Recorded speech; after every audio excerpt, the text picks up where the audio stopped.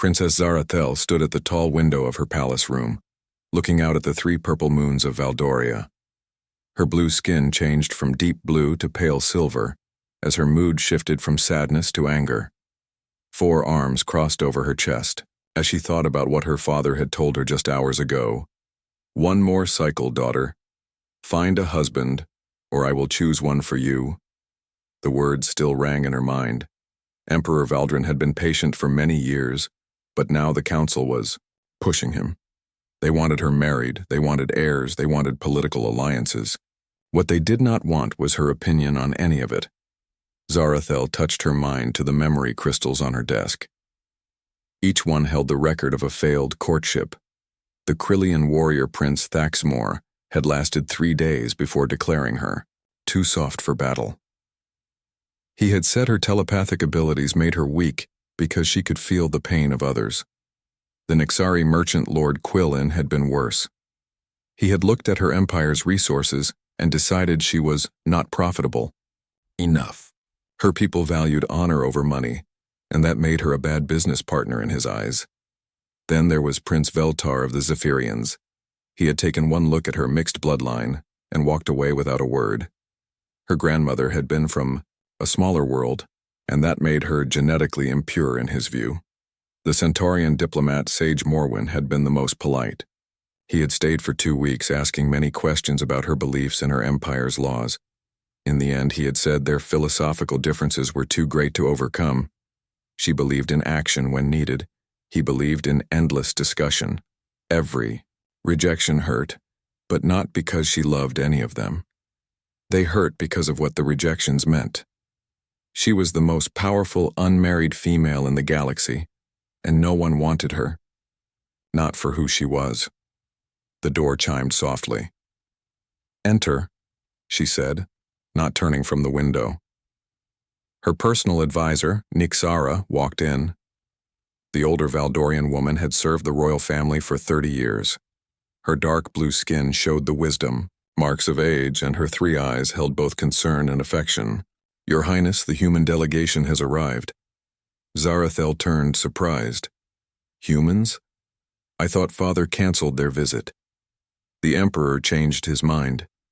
"He says it will be good for our people to see these new aliens, even if they are primitive." Humans. Zarathel had heard very little about them.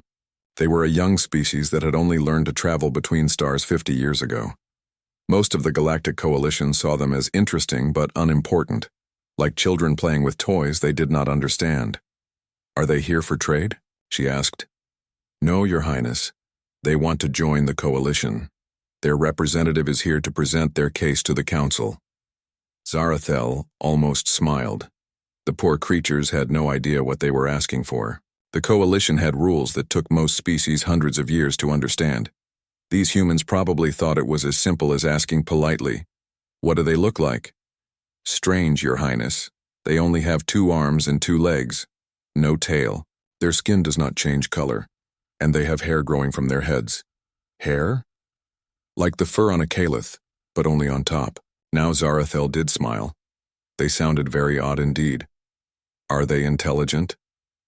"The reports say yes, but in a different way. They do not have telepathy or natural empathy like most species. They must use sound and sight to communicate." How difficult that must be, Zarathel thought, to never truly know what another being was feeling or thinking, to always guess and hope you were right. "Father wants me at the welcome ceremony tomorrow," she said. "Yes, Your Highness. All the royal family will be there, as will the other ambassadors, currently visiting." That meant her rejected suitors would see her again. They always seemed to show up when something interesting happened on Valdoria. Perhaps they enjoyed watching her fail at diplomacy as much as they had enjoyed rejecting her marriage proposals. "Has General Krextar said anything about the humans?" Nixara's skin darkened with worry. "He calls them star rats and says they should be sent away immediately. He believes they will bring weakness to the coalition." General Krextar. The man her father wanted her to marry if no one else would have her. A strong warrior with 3 battle scars across his face and the personality of a rock. He was brave and loyal, but he treated her like a prize to be won rather than a person to be known. What does the intelligence report say about their representative? Captain Marcus Chen, 42 years old by their counting. He has been a soldier and a diplomat. The reports say he speaks 17 alien languages and has studied our cultures for 10 years.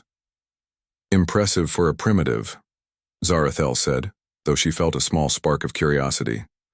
Most ambassadors only learned 1 or 2 alien languages, beyond their own. Your Highness, there is something else. The human ship is very small compared to other coalition vessels, but their technology is unusual. How so? They built their ship to be repaired easily. Other species build ships to last forever or to be replaced when broken. Humans build things expecting them to break and planning to fix them.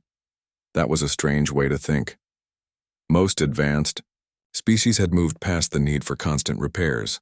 Their technology was perfect from the start. Why would anyone plan for failure? Fascinating, she said, and meant it.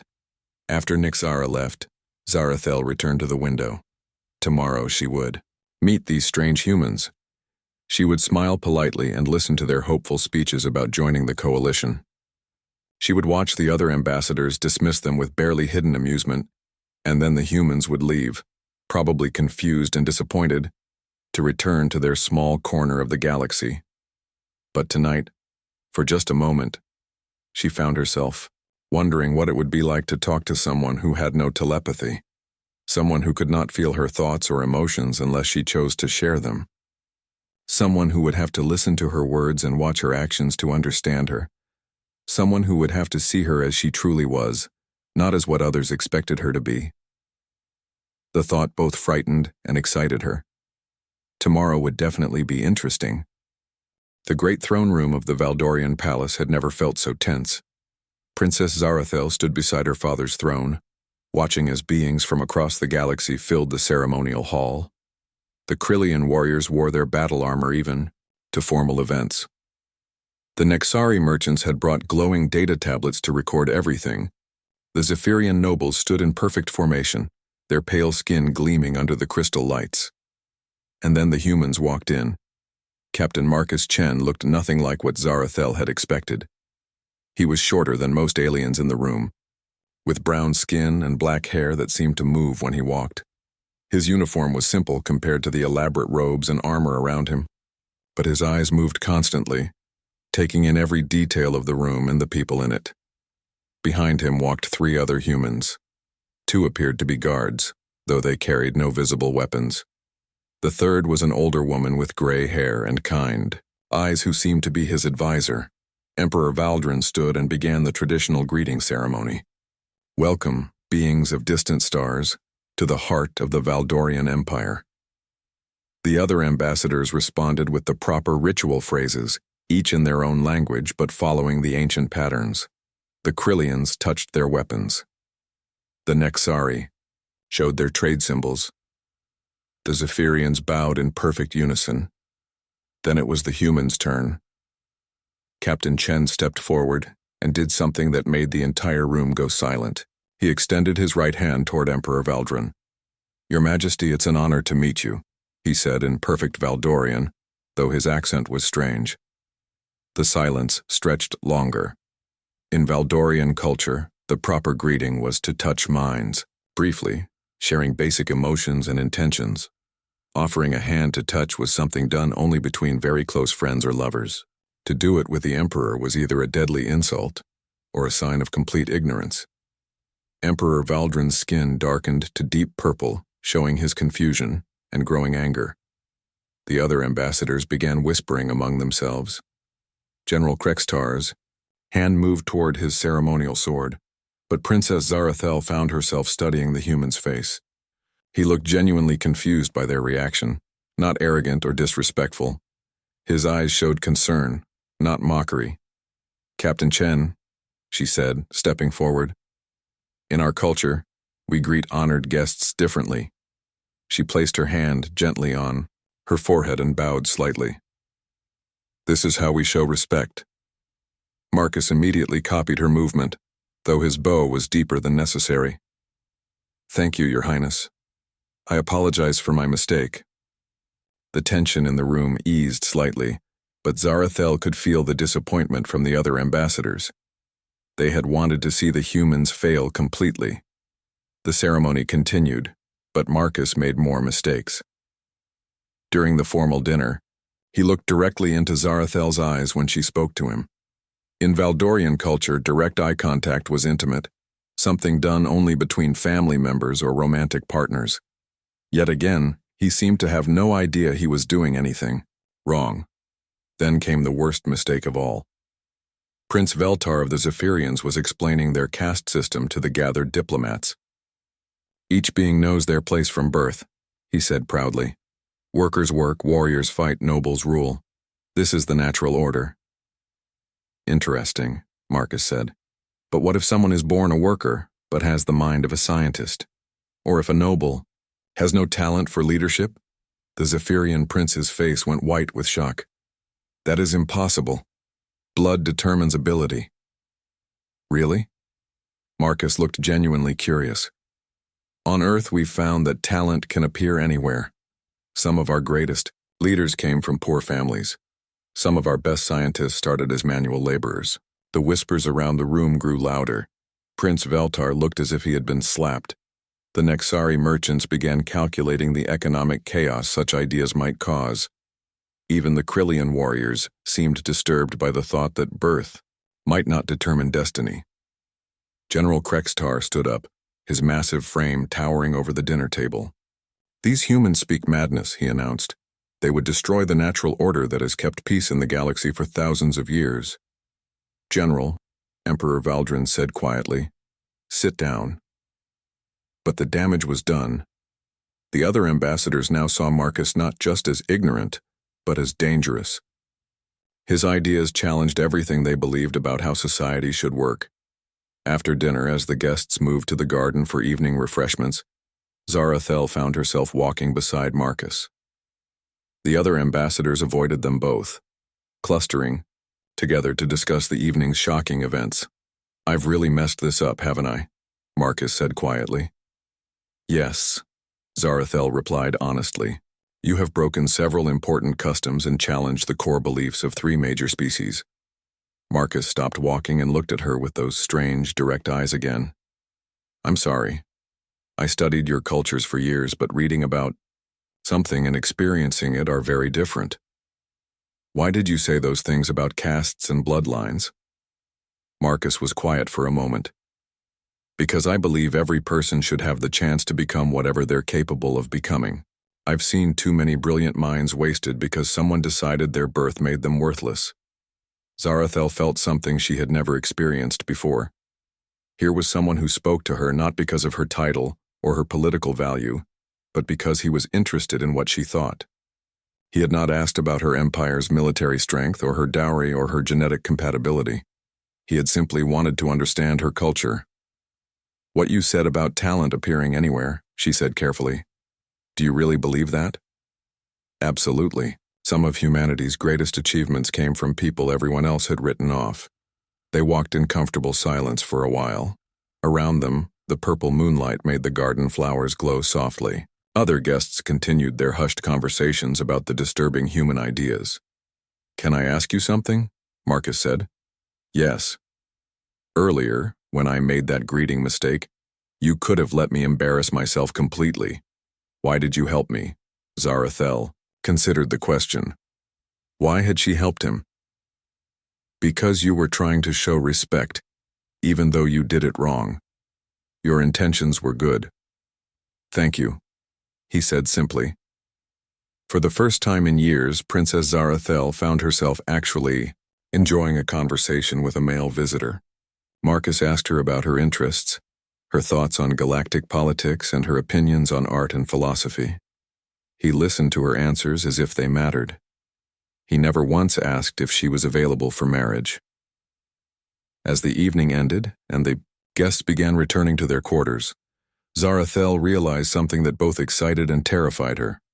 For the first time in her life, she had met someone who saw her as a person first and a princess second. The question was, what was she going to do about it? 3 days after the disastrous dinner, everything changed. Princess Zarathel was in her private study reading reports from the outer colonies when alarm bells began ringing throughout the palace. The sound meant only one thing: a galaxy-wide emergency. She ran to the communication center where her father and the military commanders were already gathering. The main screen showed Admiral Kethvar of the Coalition fleet, his normally calm face twisted with fear. "Your Majesty," the Admiral said, "the Devourers have awakened." The room went silent. Even General Krextar, who feared nothing, took a step backward. The Devourers were ancient machines that had destroyed entire civilizations 1,000,000 years ago. Most people thought they were just legends. "How many ships?" Emperor Valdrin asked. "We don't know yet. They attacked the Zerion system 4 hours ago. 3 billion people lived there. Now there's nothing but empty space." Zarathel felt sick. 3 billion lives gone in 4 hours. "What about the defense fleet?" "Gone too. They sent a distress signal, then silence. Our long-range sensors show the Devourers are moving toward the Centauri colonies next." Within an hour, emergency delegations from across the galaxy began arriving on Valdoria. The planet was chosen as the meeting place because it was central and heavily defended. The Great Council chamber filled with the most powerful military minds in known space. Captain Marcus Chen sat in the back with the other junior diplomats. The major species barely acknowledged his presence. After his cultural mistakes at the dinner, most aliens saw him as a curiosity at best, a dangerous fool at worst. Fleet Commander Zixra of the Krillians spoke first. "We must meet them in direct battle, assemble our greatest warships and crush them before they can spread." Admiral Mordek of the Nexari disagreed. "Numbers mean nothing against such technology. We need to find their weakness and exploit it. Economically. Cut off their resources." Prince Veltar suggested genetic warfare. Sage Morwin wanted to try diplomatic contact. Each species proposed solutions based on their own strengths and experiences. For 6 hours, they argued. Marcus sat quietly, listening and taking notes on a primitive paper tablet. Princess Zarathel watched him from across the room. While the great military leaders shouted at each other, the humans seemed to be thinking about something else entirely. Finally, Emperor Valdrin called for a break. The exhausted commanders scattered to their quarters to rest and plan, but Marcus stayed in the chamber staring at the tactical displays. Zarathel approached him. "Captain Chen, are you well?" Marcus looked up, his eyes bright with concentration. "Your Highness, can I ask you something? These Devourers, how did they fight 1,000,000 years ago? According to the historical records, they were unstoppable. They anticipated every strategy our ancestors used. It was as if they could read our minds. But they didn't have telepathy like your people do?" "No.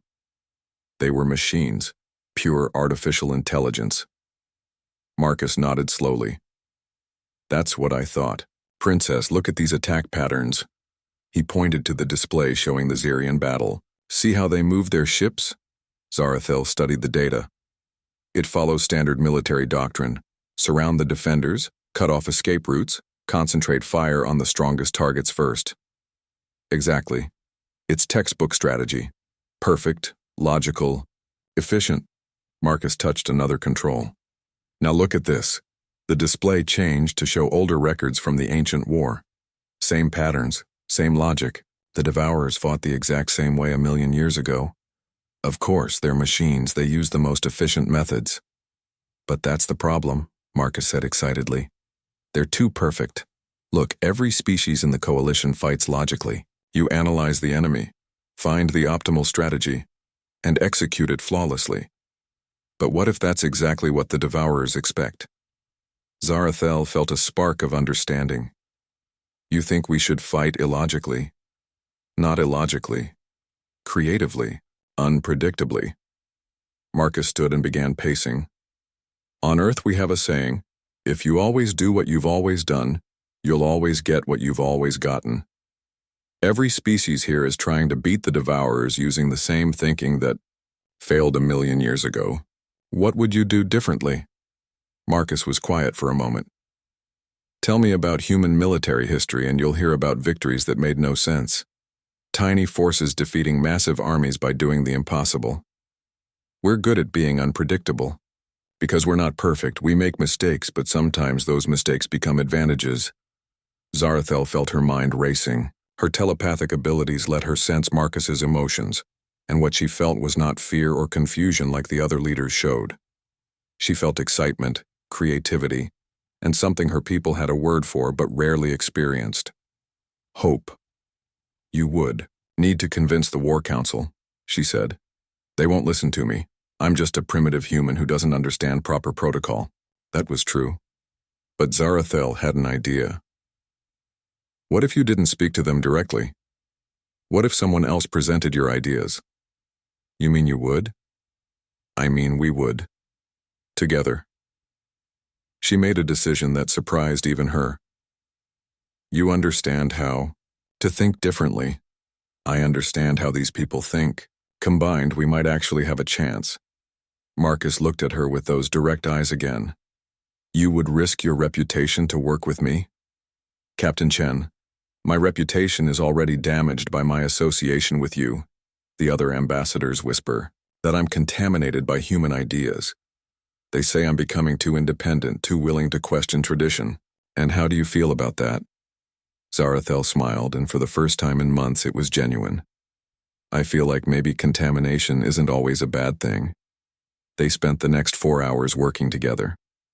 Marcus explained human military concepts, like guerrilla warfare, psychological operations, and asymmetric tactics. Zarathel translated these ideas into terms the other species would understand, and identified which leaders might be willing to try new approaches. The key, Marcus said, is to make the Devourers react instead of act. Right now, they're controlling the pace of the war because everyone responds predictably to their moves. We need to force them to respond to us. How? By doing things that make no sense to a logical mind. Attack when we should retreat. Retreat when we should attack. Use our weakest ships in the most dangerous positions. Make them think we're either crazy or incompetent.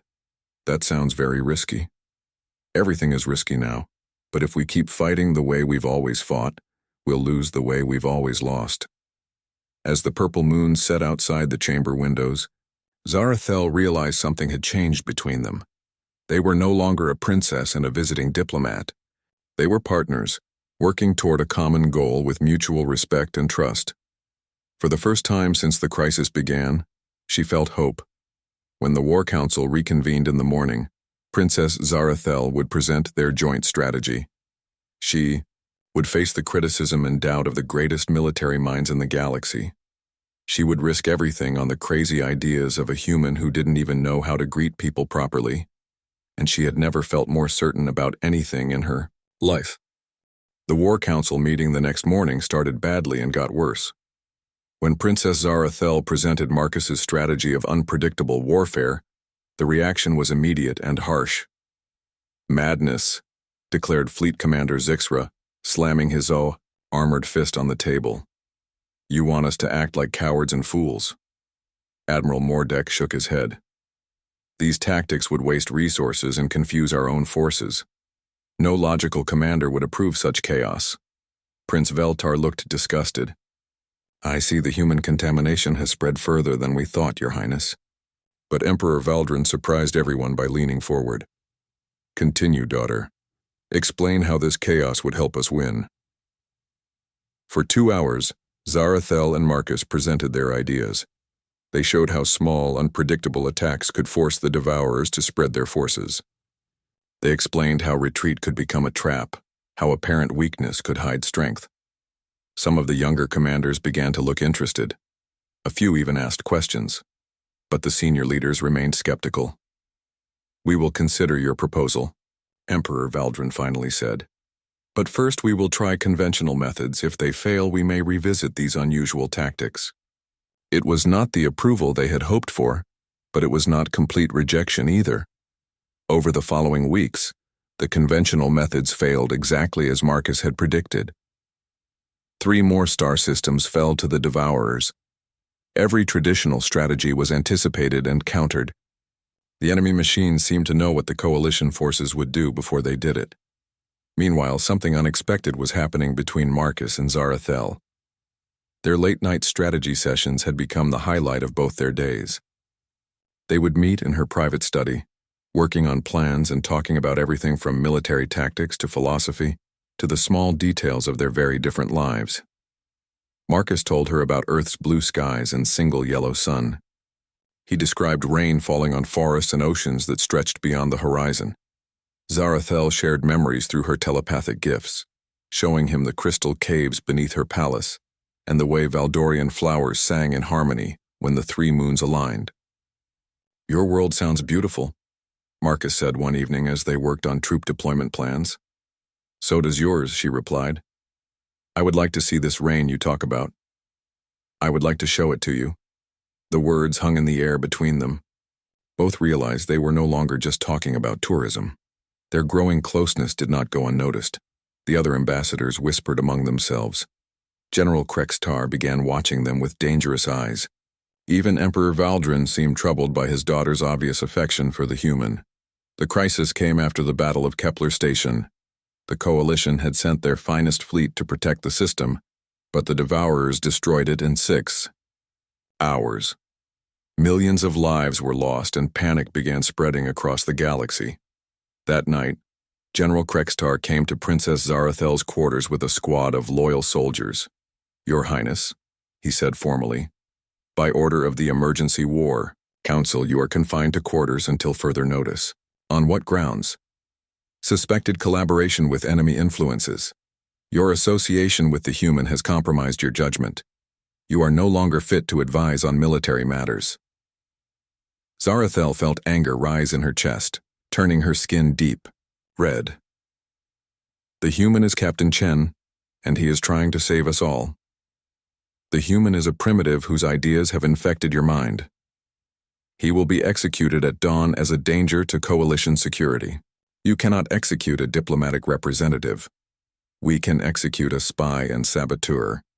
His unconventional ideas have caused nothing but confusion and defeat." General Krextar left guards at her door and departed. Zarathel paced her room like a caged animal. Marcus was going to die because she had convinced people to listen to his ideas. The one person who had ever seen her as more than a political prize was going to be murdered by her own people. But Marcus had taught her something important. Sometimes the best strategy was the one that seemed impossible. 2 hours before dawn, Zarathel did something no one expected a princess to do. She used her telepathic abilities to contact the palace maintenance staff, people who were usually invisible to the nobility. She convinced them that helping her was helping save the galaxy. The maintenance tunnels beneath the palace were old and forgotten. Zarathel crawled through dusty passages she had explored as a child, passages that connected to the prison complex. Her royal robes tore on the rough surfaces, but she did not care. She reached Marcus's cell just as the guards were preparing to move him to the execution chamber. Using a maintenance access panel, she disabled the cell's security system and slipped inside. Zarathel. Marcus looked shocked to see her covered in dust and wearing torn clothing. "How did you get here?" "The same way we're getting out." "Can you fit through a ventilation shaft?" "Probably. But if we're caught, they'll execute you too." "Then we won't get caught."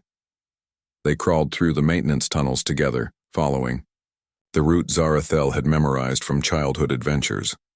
Behind them, shouts echoed as the guards discovered the empty cell. "There's a transport pad in the old section of the palace," she whispered as they crawled. "We can reach my personal ship from there." "Where will we go?" "To prove your ideas work. We're going to show them that humans and Valdorians fighting together can defeat the Devourers." They reached the transport pad, just as armed soldiers entered the corridor behind them. Zarathel activated the teleporter and they materialized in the royal hangar bay. Her personal ship was small but fast, designed for diplomatic missions rather than combat. As they ran toward it, General Krextar's voice boomed over the palace communication system. "Attention all units. Princess Zarathel has committed treason by freeing the human spy. Both are to be captured alive if possible, dead if necessary." They reached the ship as security forces surrounded the hangar. Zarathel powered up the engines while Marcus handled the defensive systems. "You realize there's no going back from this," Marcus said as weapons fire sparked off their shields. Good, Zarathel replied, lifting off and heading for open space. I'm tired of going backward anyway.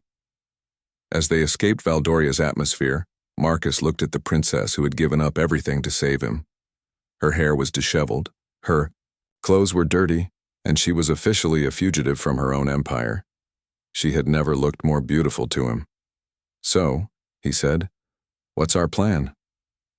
Zarathel smiled as she set course for the Outer Rim, where small coalition patrol fleets were, still fighting hopeless battles against the Devourers.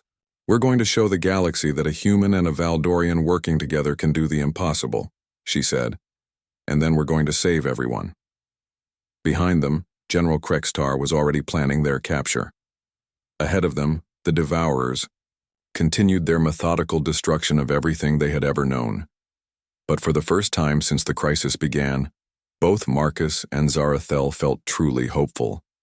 They had each other, they had a plan, and they had nothing left to lose. Sometimes, that was exactly what you needed to win. 3 weeks after their escape, Marcus and Zarathel found themselves in the Outer Rim territories, where desperate coalition forces were making their last stands against the Devourers. Their small ship carried them to the Helios system, where Captain Velandra of the Mixed Species Patrol Fleet had agreed to listen to their ideas. You want me to do what? Captain Velandra stared at them across the briefing table. The Centaurian officer looked tired after weeks of losing battles. Pretend to retreat, Marcus explained patiently. Draw the Devourers into the asteroid field, then have your fastest ships attack from directions that make no tactical sense. It sounds like suicide. It sounds like hope, Zarathel said. Captain, you've lost 4 battles using traditional tactics. What do you have to lose by trying? Something different? Captain Velandra looked at the tactical display showing the approaching Devourer fleet. Everything. But I suppose we're going to lose everything anyway. The Battle of Helios Asteroid Field became the first coalition victory against the Devourers in over a month. Marcus's chaotic tactics confused the enemy machines long enough for Zarathel's telepathic coordination to guide precision strikes against their weakest points. The victory was small, but significant. Word spread quickly through the coalition networks.